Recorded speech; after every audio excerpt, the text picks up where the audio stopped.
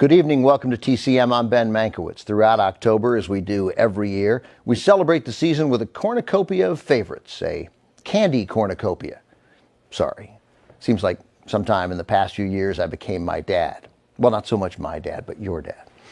We'll have ghost stories, witches burned at the stake before they return to walk the earth, haunted house chillers, and demonic thrillers. And every Friday night in October will be spent with the preeminent short-armed movie monster of the post-World War II era, Godzilla, along with some of his cinematic spawn, 18 pictures in all.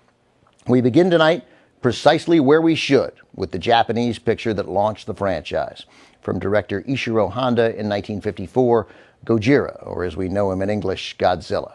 It's the story of a giant, mutant, prehistoric creature who resembles a dinosaur. He's been awakened from his hibernation by nuclear testing, and he's so irked by the disruption that he wreaks havoc on Japan.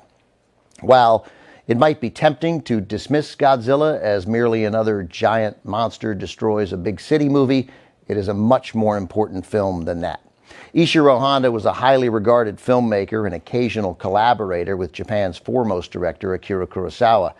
Honda used Godzilla as a metaphor for the atomic age, the horrors of which the Japanese experienced firsthand at the end of World War II, when the United States dropped 2 atomic bombs on Japan, one on Hiroshima August 6th, another on Nagasaki 3 days later in 1945.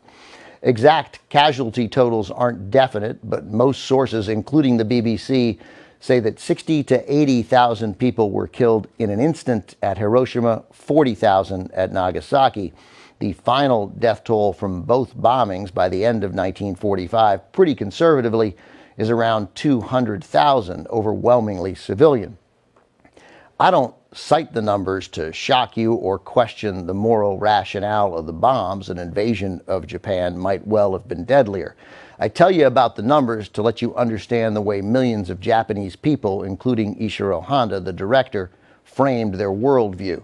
He'd seen the effects of radiation poisoning and then used this enormous, largely unstoppable monster as a metaphor for the potential consequences of the atomic age. Indeed, the metaphor is a man in a rubber suit, but despite those primitive special effects, Godzilla captured the imagination and fears of Japanese audiences, becoming a huge hit and leading to an American release in 1956, and we'll have the American version later tonight. But right now, from Toho Studios in 1954, this is the original Godzilla.